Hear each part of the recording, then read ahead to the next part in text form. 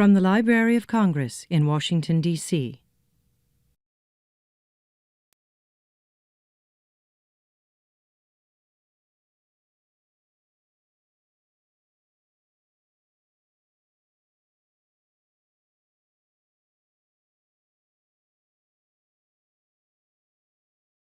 My name is Betsy Peterson. I'm the director of the American Folklife Center here at the Library of Congress, and on behalf of the staff and everyone here at the library, I offer welcome to everyone.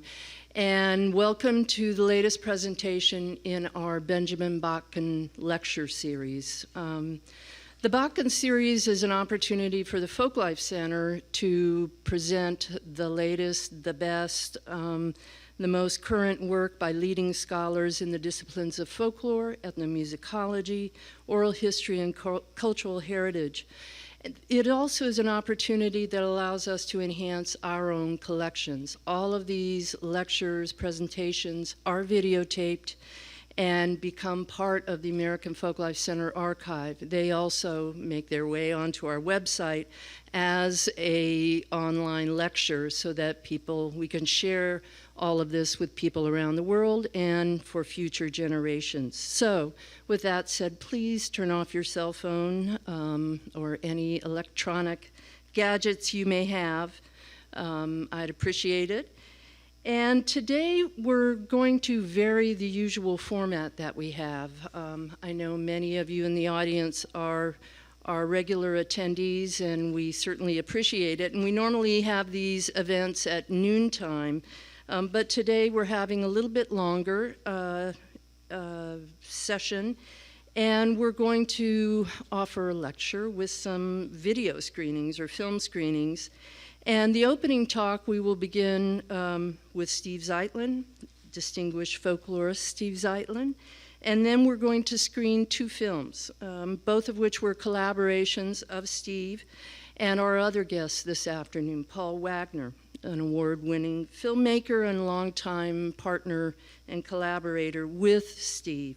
We've asked Paul to talk a little bit about the films, and then we'll finish with some open discussion. So a little bit about the two individuals I just mentioned. Folklorist Steve Zeitlin is the director and co-founder of City Lore, the Center for Urban Culture, a nonprofit organization dedicated to the preservation of New York City's and America's living cultural heritage. Steve received his PhD in folklore from the University of Pennsylvania, and prior to moving to New York, he actually was a resident here in Washington, D.C., and served as a folklorist at the Smithsonian Center for Folklife and Cultural Heritage.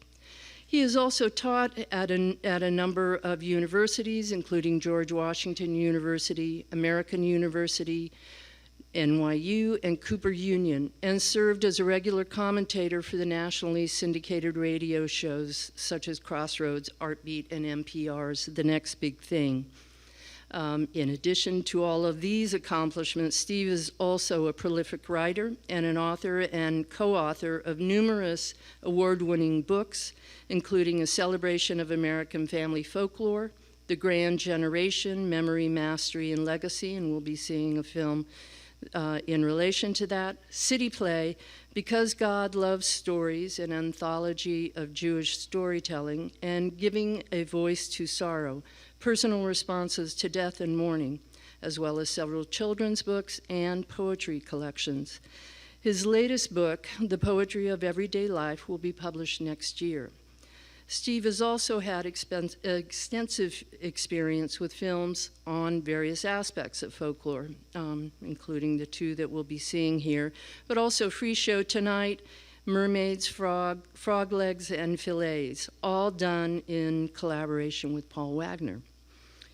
Filmmaker Paul Wagner began his association with folklorists in the 1970s when he produced a series of documentaries for the Smithsonian on a wide variety of topics, including old-time medicine shows, the Free Show Tonight, museum education, family traditions, fishmongers, Southern pottery, the U.S. Postal Service, and the Columbian Quincentenary. He has also co-authored two books, companion volumes to his documentary films Out of Ireland and a paralyzing fear, the triumph over polio in America.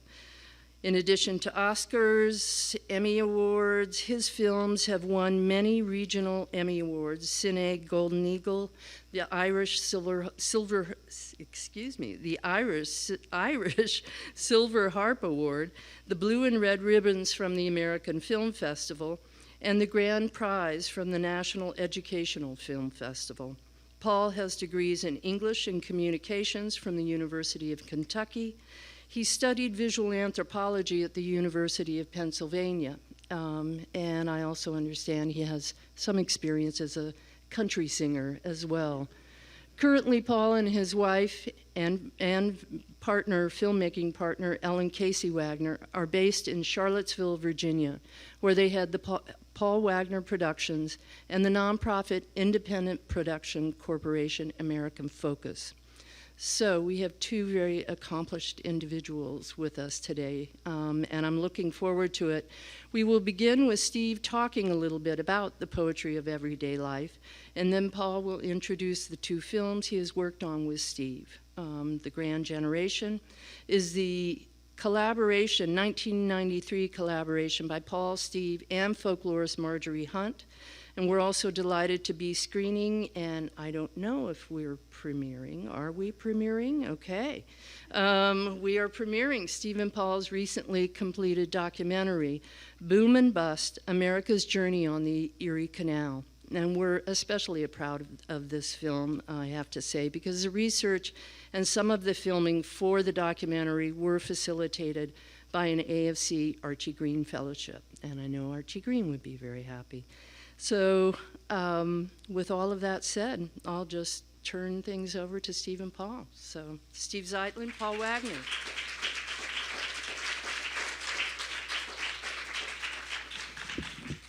Thank you. It's great to see so many old friends and colleagues from years back. This new book I'm writing, some of the pieces of it were presented at the Library of Congress something like 1980 or something like that. So it really goes back a long way. The poetry of everyday life, of course, is a very, very broad subject. So it covers many different things. I just have to tell you, the one thing that it does not cover is Donald Trump. So I wanted to make that clear right from the start.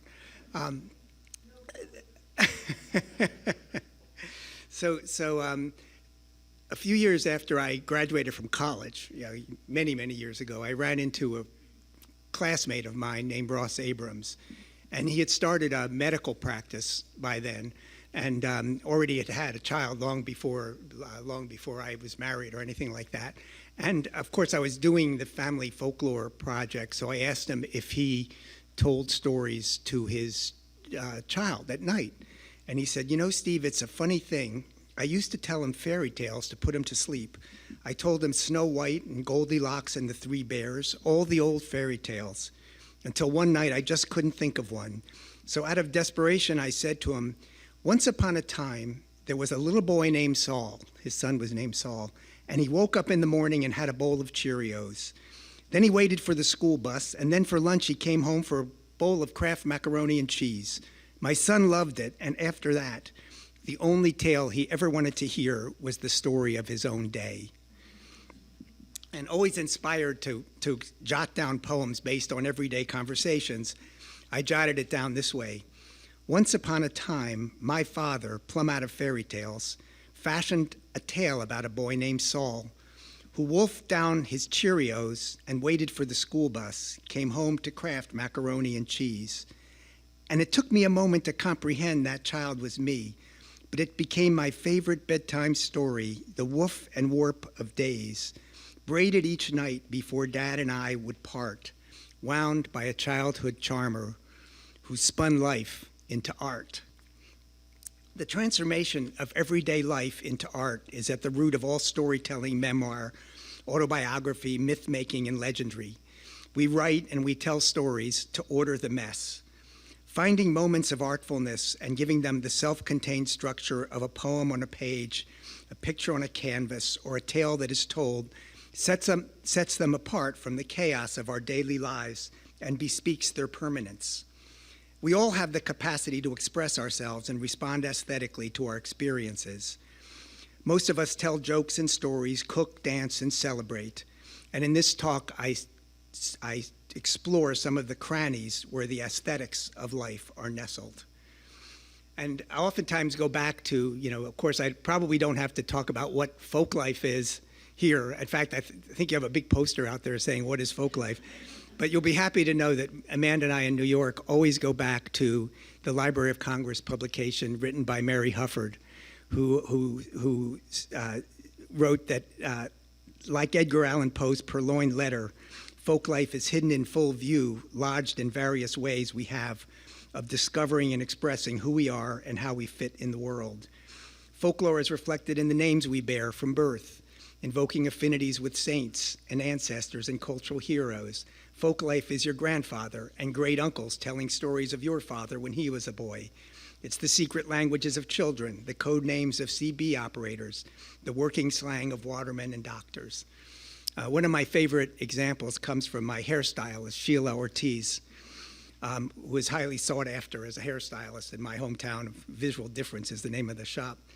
And she tells me that when she's cutting a client's hair, even if she hasn't cut it in many years, even if many hairstylists have worked on it since, she can sense her own haircut in the hair. Once a customer I hadn't seen in a long time came into the shop. As I looked down at his head, I said to him, "I once cut your hair, didn't I?" "But that was years ago," he answered. "How did you remember that?" "You always know your cut," I said.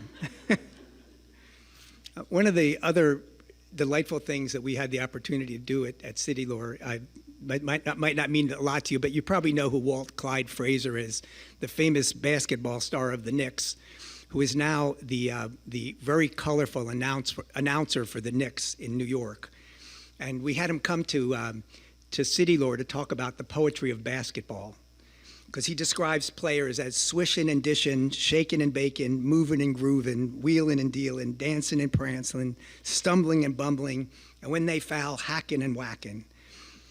There's even a drinking game played during Knicks games in which spectators have to take a shot when he utters a set number of classic phrases like feline quickness or Swiss cheese defense.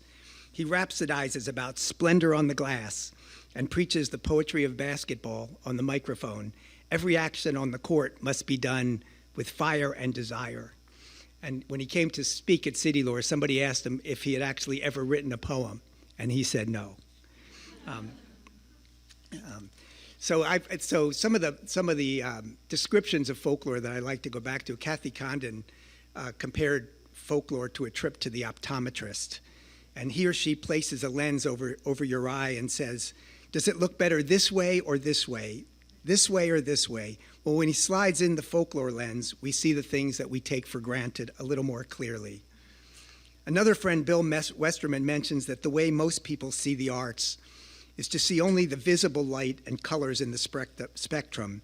A folklorist views creative expression across the whole spectrum, from ultraviolet to infrared. It's those invisible radiant colors that I strain to see and make visible in my work, for the poetry of everyday life sometimes lies outside the primary colors. And I oftentimes think that, and I think we all are aware of this, when we do interviews, that people speak in poetry.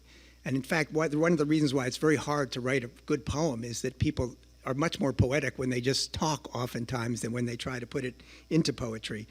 And my friend Mark Kaminsky, who ran a poetry and reminiscence group for years with Jewish adults in Manhattan and the Bronx, talked about a sudden realization of one of the women who suddenly exclaimed, "We talk poetry."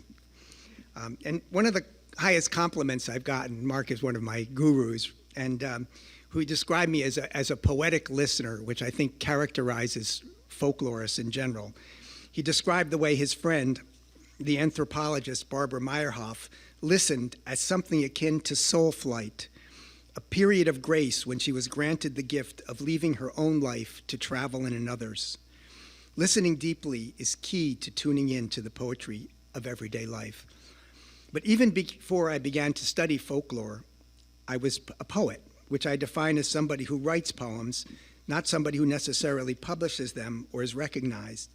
My own approach is to combine a folkloric perspective, which documents the creative expressions of a culture, with a creative writing approach, which addresses our personal creativity. My career of observing and collecting folklore melds with my creative writing, and I kind of see and hear things around me as a poem. As filmmaker and Nuyorican poet Piri Thomas titled a film about his life, "Every Child is Born a Poet." And I like to use the word poetry as it is used colloquially to suggest the poetics of life, the way in which we artify, storify, and poeticize our daily lives. And I decided to focus on poetry rather than simply folklore to extend this talk and the work I'm doing beyond the shared culture and traditional forms of folklore to include more personal forms of self-expression. And so for me, who's always been so wedded to words, I like to think of human beings as homo poeticus. Language itself is grounded in poetry and metaphor. Our words come from simple sounds and natural elements or body parts, foot, the head, the heart of something. Through time and usage, these words are combined into metaphors that express concepts: the head of the class, the foot of the bed, the heart of the matter. Window originally meant eye of the wind. Embarrass meant to bare your ass. The etymologist Ralph Waldo Emerson in 1844 wrote, "The deadest words once were a brilliant picture. Language is fossil poetry. As the limestone of the continent consists of infinite masses of the shell of animalcules, so language is made up of images or tropes, which now, in their secondary use, have long ceased to remind us of their poetic origin. In a sense, every word is a poem." And so it follows that every word in this talk is plagiarized, swiped shamelessly from the poetry inherent in the English language. And I owe a debt for borrowing fragments from everyone I meet, which helps to shape what I do. And of course, even when poets, and before I studied folklore, I studied literature, but even poets, when they offer definitions of poetry, like Shelley's in 1821, you realize that they're defining poetry, in almost as abstract a way as we define folk life. He writes, "Poetry is perfect and consummate surface and bloom of all things. It has the odor and color of the rose to the texture of elements which compose it, as the form and splendor of unfaded beauty to the secrets of anatomy and corruption." My favorite definition of poetry is the intensification of language, which begins with the poetry of everyday life. And of course, the poetry of everyday life is the stuff from which great poets and all great writers draw on for their work. In other parts of the world, particularly in the Middle East, poetry is far more integral to daily life than in the US. Poetry is recited at births and weddings, and it's used to settle disputes with the tradition of the zamal, which they oftentimes use to decide disputes between tribes by trading couplets back and forth. And many people in Queens, a lot of the Muslim, Persian, and Iraqi people that we've worked with carry notebooks where they write down poems, their own and well-known poems by Rumi, Hafez, and the Masters. And in the Middle East, a televised poetry contest, Millions Poet, has more viewers than American Idol. My favorite example of this integration comes from the Lebanese-American anthropologist Najwa Adra, who did her fieldwork in Yemen. She describes the tradition of singing the dar, a prayer sung to keep a traveler safe when he departs on the Hajj, the pilgrimage to the sacred mosque in Mecca. A mother and a daughter stand together on the madraha, a rope swing, facing each other, and they sing back and forth for the safety of the relative of theirs who's traveling to Mecca. In one example, Allah, hoover over, circle down, you can't miss him. He's the one who's small and so alone. A few years ago, I was interviewed by a reporter from the LA Times about my work as a folklorist, and I started talking about the poetry of everyday life. And he tried to wrap his mind around my thoughts. I guess he said that what you're saying is that a folklorist is a scientist of human expression, and that our creative expression stands as evidence for the soul. He paused for a moment. I think we had a metaphysical breakthrough, he said.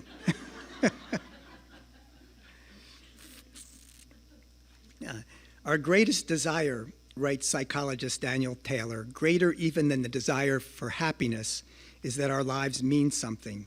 This desire for meaning is the original impulse of story. For me, sustenance comes not so much from the flour and water of the quotidian, but from the yeast of humor and playfulness that infuses it. It's the artfulness that makes the bread rise. And in trying to kind of talk about how, what I'm trying to do in this idea of trying to combine a sense of the poetry of everyday life with a folkloric approach, a lot of it comes from my teaching creative writing for 10 years at Cooper Union, teaching a class called Writing New York Stories. And there was we'd once given an award to a juggler named Hovey Burgess, and he told me that the way in which he could remember students' names is he would get them to balance a pole on their finger. And depending on how they balanced that pole on their finger, he would be able to remember their name. But I used a different approach, which is a poem that has been used by a lot of creative writing teachers. We sometimes call it the I Am From poem. And it originally came from a poet named George Ella Lyon, who also said that she got it from somebody else, but that's how I know it. And she wrote this wonderful poem that goes, I am from clothespins, from Clorox and carbon tetrachloride. I am from dirt under the back porch. I am from fudge and eyeglasses, from Imogene and Alifair. I'm from the know-it-alls and the pass-it-ons, from perk up and pipe down, from he restoreth my soul with a cotton ball lamb. And you can see how these details kind of speak to who she is. And I kind of use that in my classes as well. And you can sort of see, nobody would consider, people's details of where they themselves were born would not ordinarily be considered within the world of folk life. But it just proved to be a very powerful way in a similar sense than folklore was. For instance, Alicia Vasquez, who's a woman from Colombia who took the class, wrote, I am from ducking bullets by the bedroom window with Mom in 1974, where a tree grows in Crown Heights, Brooklyn. I am from controlling the flow of fire hydrant water through a can of Chef Boyardee while dreaming of swimming in a real pool one day. I am from waiting for Mr. Softy's beautiful symphony. I am from listening to Cuban beats and salsa picante rhythms on a transistor radio while camping out on someone else's car. I am from old school when marshmallow shoes and bell-bottom pants ruled the streets and pro-ked sneakers dangled from wires above the block. I am from the cheese line at Kings County Hospital and waiting online for a free summer meal. I'm from getting beat up in the girls' bathroom at Public School 221 when I was the only Spanish girl there. Caitlin Van Duzen, another student in the class, wrote, from a very different world of the suburbs. I am from early winter mornings waiting for the bus at the end of the long driveway in the dark, gusts from the heater vent and the rising silver world outside, the hiss and puff of my father's pipe, curls of sweet smoke mixing with heated air, watching for the reliable yellow lights to round the bend. Ellie Bisker wrote about her Jewish upbringing. I am from a bar mitzvah or bat mitzvah every weekend, and that awful naked feeling of chilly pantyhose at 13, inexpert makeup, braces for years and years before I was pretty. A teacher, we did some of these workshops in Louisiana, and one of the teachers wrote this in her I Am From poem. I am from the death scent of wild rabbit, dove, and quail in my father's hunting vest. Tracy Lean John Howell, a student from Trinidad and from Tobago, wrote, I am debake and saltfish, crab dumpling, callaloo, and pong plantain, coconut jelly, mando chutney, and tamarind balls, all sold when the island have boat racing. Or from a student at Yeshiva Flatbush High School, I am from technology, the microprocessor as a gateway to life. From Stacey Morrison's Fragile Spirit, I am from porcelain figurines, too close to the edge of the table.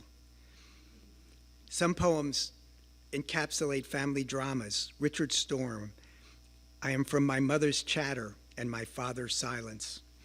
And Barbara Rothman, who ended her poem, I am from longing, I am from loving, I am from leaving. The I am from poems speak to the way in which we can dip into our own past to reveal how it has shaped who we are.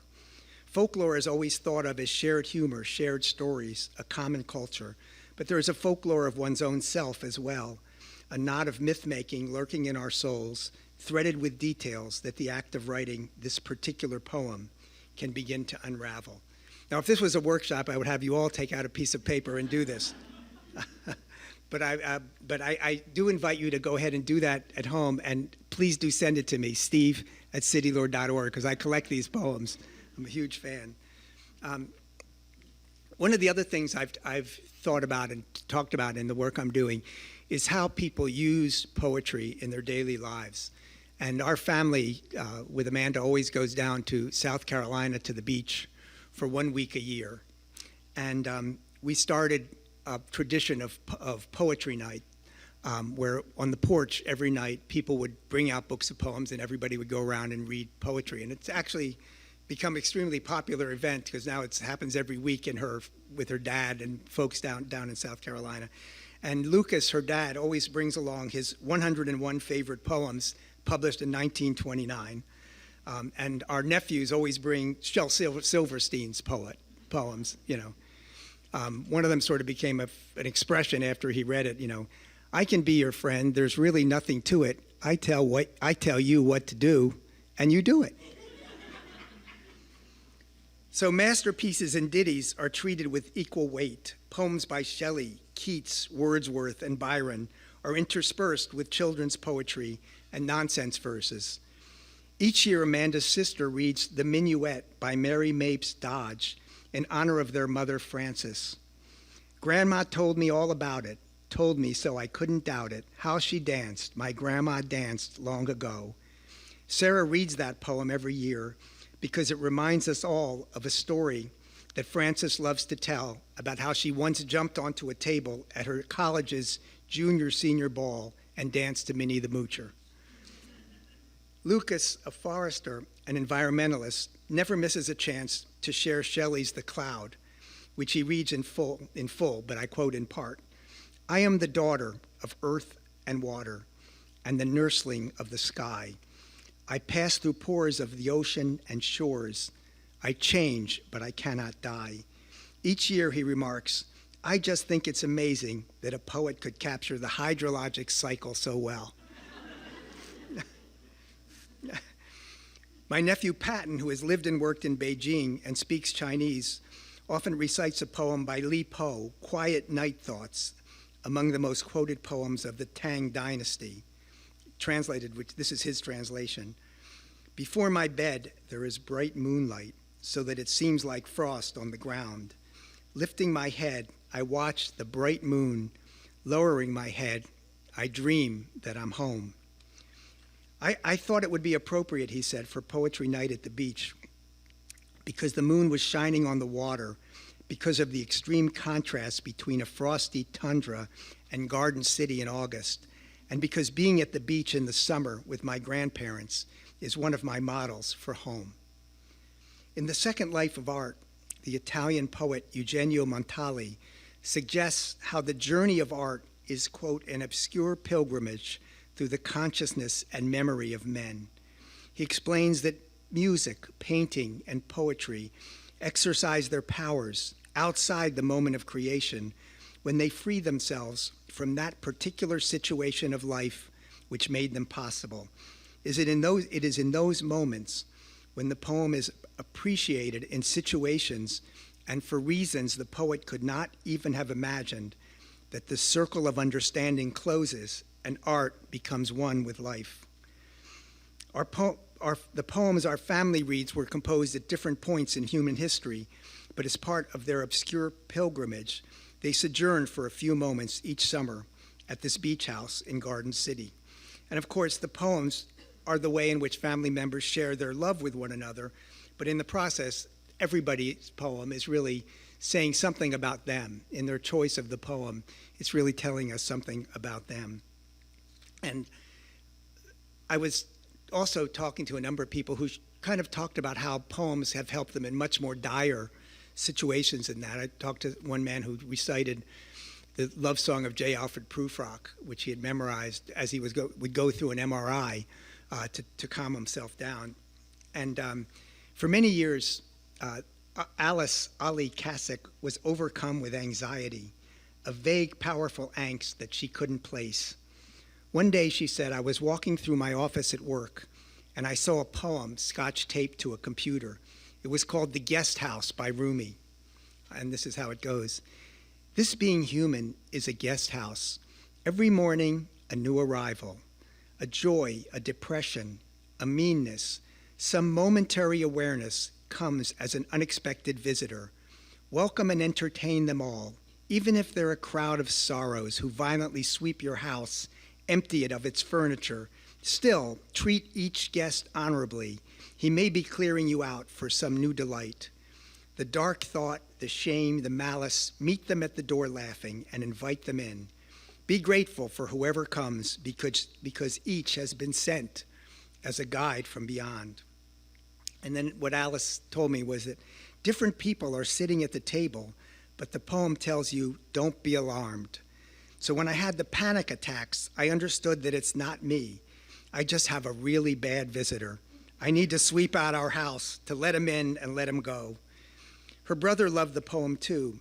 It's become a metaphor for us, she said. I got a really bad visitor, he'll say. We must have used this poem 2,000 times. You see, it's not our anxiety that's visiting us. It's just some gribbly guy. That's our family term for a weird, crazy person. You see, anxiety doesn't have a real source. But if you think of it as a visitor, it becomes something you can focus on. You can let him sit there, and then you can let him go. Right now, I have a new demon, an illness called cancer that is far more real than anxiety, so I have to find a new poem. So here's this is different ways that poems are used. Oftentimes you see them used at memorial services as well. And this example is from a folklorist who I communicated to through Butler, which you all know. As she told me, in my immediate family, Tennyson's Crossing the Bar is read at funerals. I know that's hardly an original choice. During his college years, my father worked for a relative who owned a funeral home. For the rest of his life, he tells stories about that experience, most of which were hilarious despite the subject matter.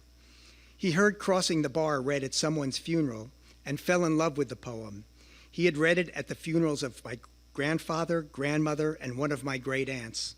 When he died in 1976, my mother had it read, and I asked that it be read at her funeral 3 years ago.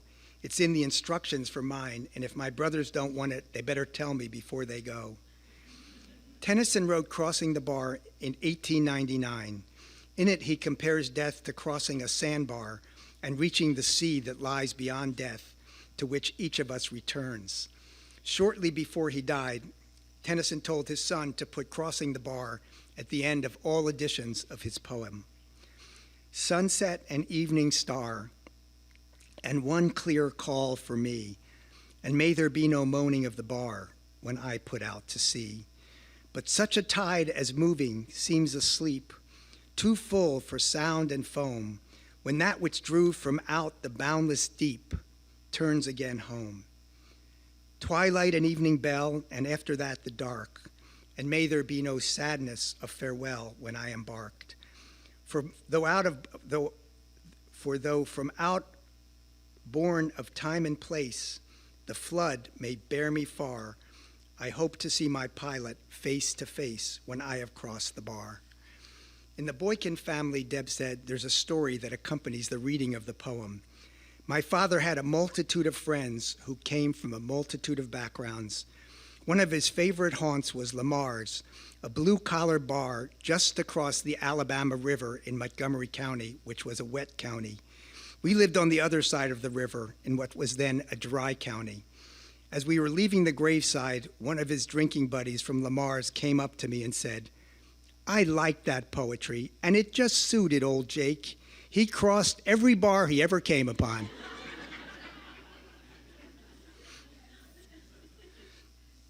And of course, you know, the ultimate poetry is found in people themselves.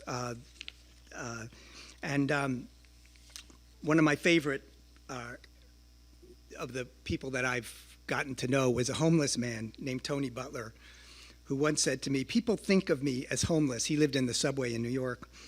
"Hell, the whole world is my home. That's the way I look at it. And the beautiful thing about the whole world being my home is that I ain't got to worry about no freaking landlord evicting me anytime he gets ready. The only time I get evicted from this world is when I die, and that's a good feeling. I dig what I'm doing. The only thing I complain about is the weather.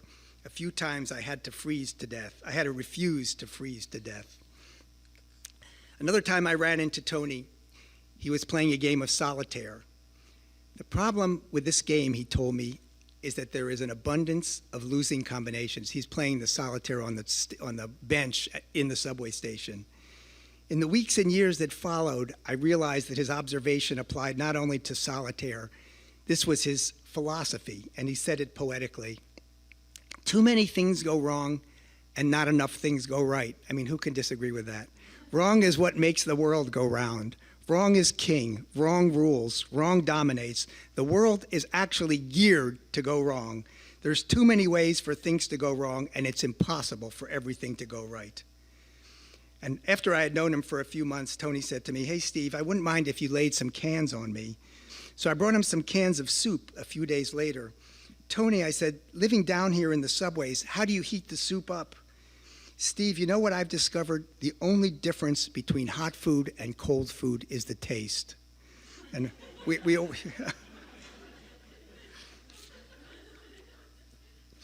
and of course, I ended up being the one who actually took him to the hospital when he died. Because I was really the only one to care for him. And for a project she called The Architecture of Despair, my friend, the photographer Margaret Morton, photographed the structures where many homeless people live in the tunnels and under the bridges of Manhattan. Among the men and women she documented was a homeless Chinese man who lived under the Manhattan Bridge. And I sought to capture a little of my relationship with Tony when I wrote these lines, inspired by Margaret's work. Margaret, photographing the structures of the homeless in early morning light. Homes resembling a nest, a cave, a house on wheels. Homes built in the darkness of a tunnel under the West Side Highway, in the ironic hollow of a Bloomingdale's bin. Mr. Lee's shanty covered with oranges for the Chinese New Year, where Margaret arranged for the funeral, for she was the nearest of kin. When we document or celebrate another human being, we become a part of their lives. A few years before I encountered Tony, when I was just beginning my career, I met the pioneering folklorist Alan Lomax at a party. He seemed interested in talking to me as a newcomer to the field. And he said to me, this is a very young folklorist there, "I discovered Leadbelly and Muddy Waters." He said to me, "Who have you discovered?" The question left me nonplussed. I felt I hadn't yet discovered myself, let alone anyone else. And I didn't think telling him about Tony Butler was going to get me very far. The Beatles were fond of saying that their manager, Brian Epstein, didn't discover them, as he often claimed. It was the Beatles who discovered Brian Epstein. I would love to have said to Alan something to this effect. Perhaps you didn't discover Muddy Waters. Perhaps Muddy Waters discovered you. And I imagine that you both discovered something of yourselves in one another. Many of the singers and storytellers that folklorists claim to have discovered are themselves folklorists of sorts, who have in turn collected stories and songs their whole lives and used them in their own art. In particular, there is a deep, often spiritual, if unusual, connection between folk musicians and the folklorists who document and promote their careers. For instance, between Alan Lomax and Leadbelly, John Cohen and Roscoe Holcomb, and the folklorist Ralph Rinsler and Doc Watson. And of course, I've long realized, as I think all of us do, that we're not studying or documenting the folks we interview so much as partnering with them and learning from them in order to bring their stories to a wider audience.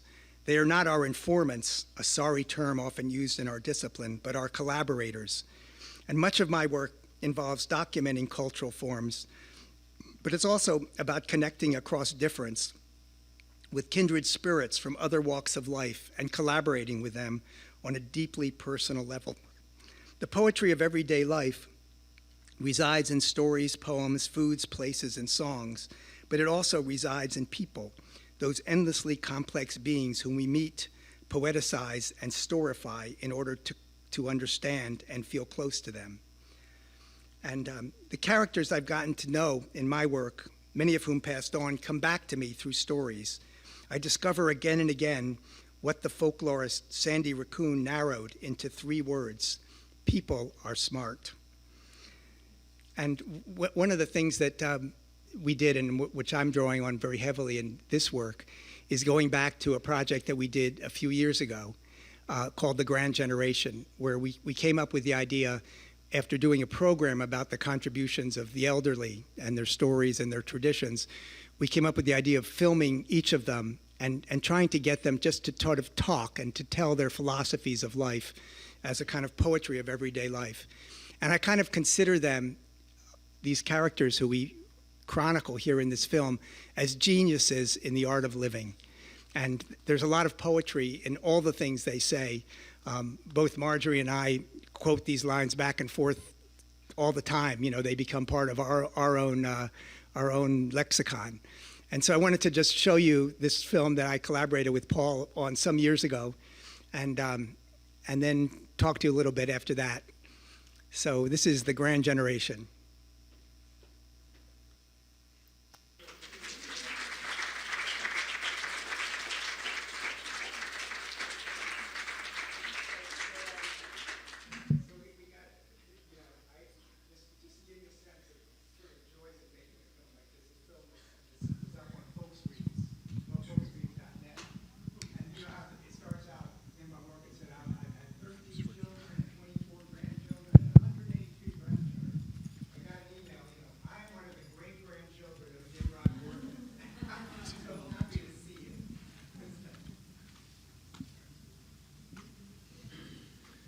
Of course, Steve, if you remember when we made this film, we were like visitors to some foreign country called old age. And we had to ask people who were from that country, what was that country like? Now, of course, we're crossing over that border, and it's amazing now to look back on the film, not only to remember the associations of Steve, myself, and Marjorie, and the time in which we made that, which was very much here in Washington, but also to realize now how much those words and those lives are coming back now into our own. So should we? Do you have any questions? Take so questions? Yeah. Yep. I was struck by the absence of any reference to religion in any of this. Excuse me?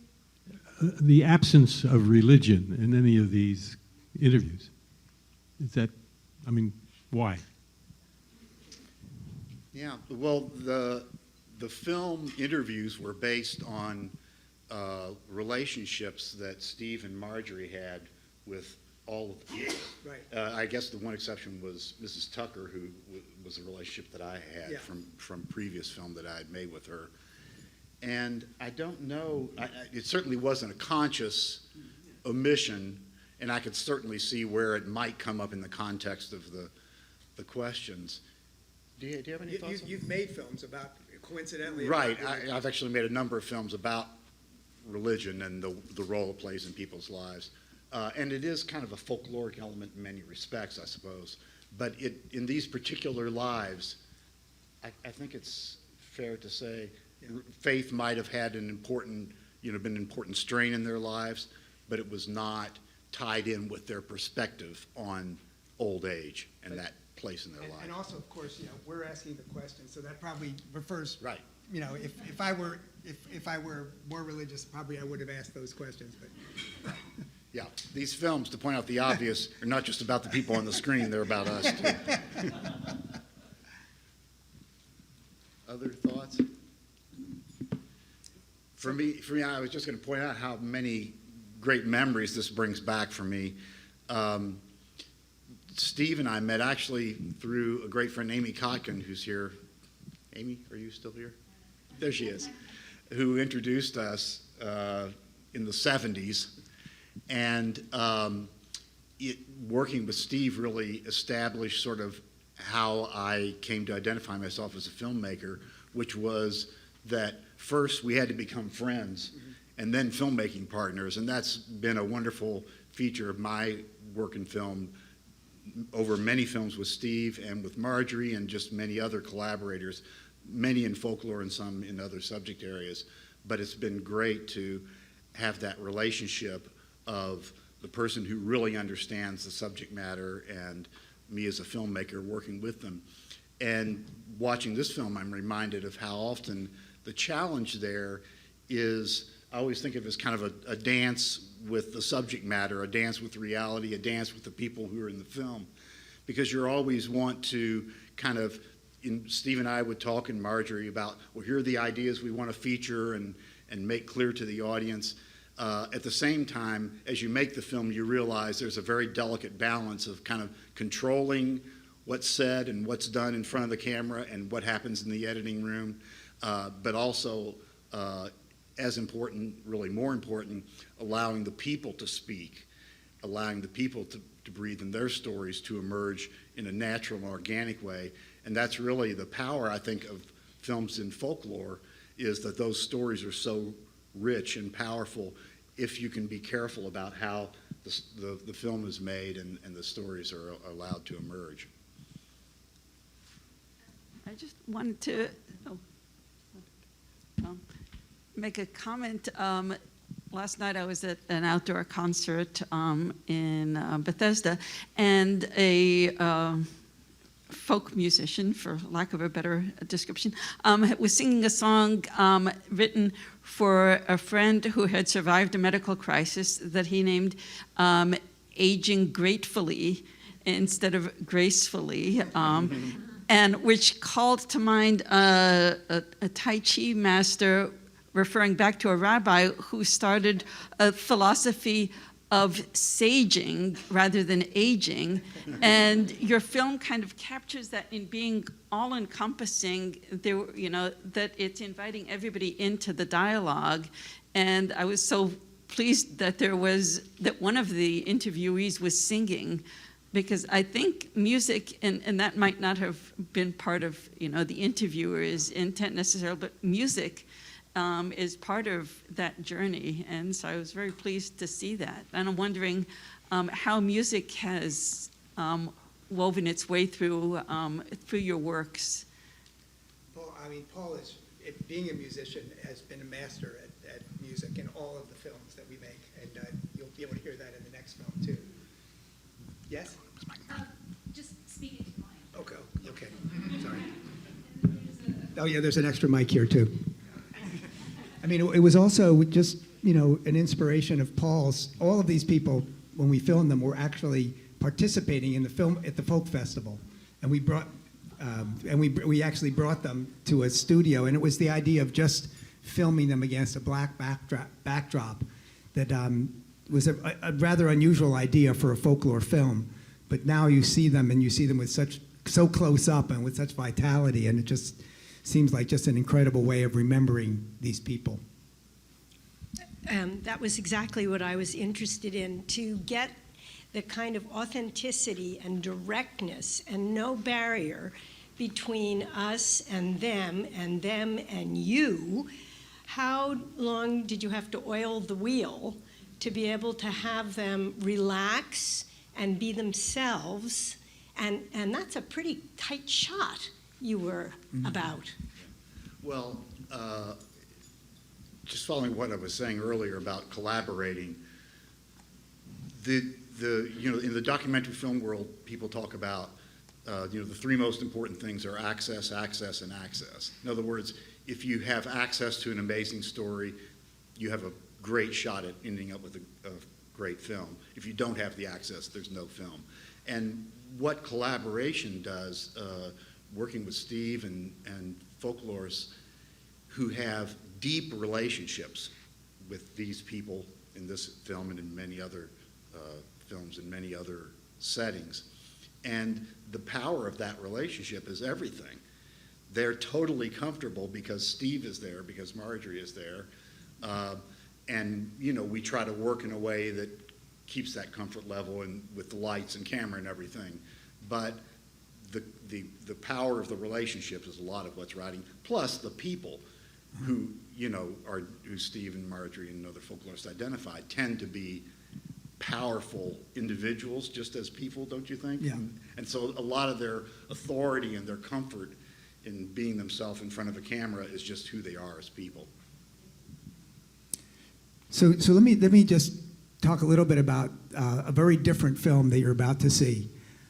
This film was inspired by a trip that I took originally on the Erie Canal some 12 years ago when we couldn't afford a vacation to go to Europe, and we just found out that you could rent a houseboat on the Erie Canal, which I highly recommend. This has been a presentation of the Library of Congress.